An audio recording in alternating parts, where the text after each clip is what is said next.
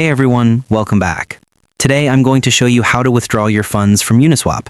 If this helps you, hit like so more people can find it. First, open your crypto wallet that's connected to Uniswap, like MetaMask. Make sure it's the wallet you use to provide liquidity or make swaps. Go to the Uniswap app and connect your wallet if it isn't already connected. If you provided liquidity and want to withdraw it, go to the pool section, select the pool you're in, and click Remove. Choose the percentage of your liquidity you want to withdraw and confirm.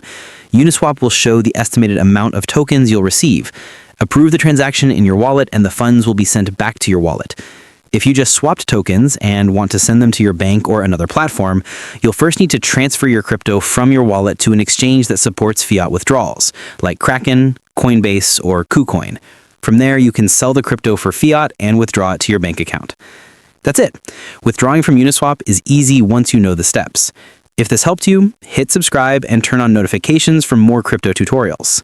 Thanks for watching, and I'll see you in the next one.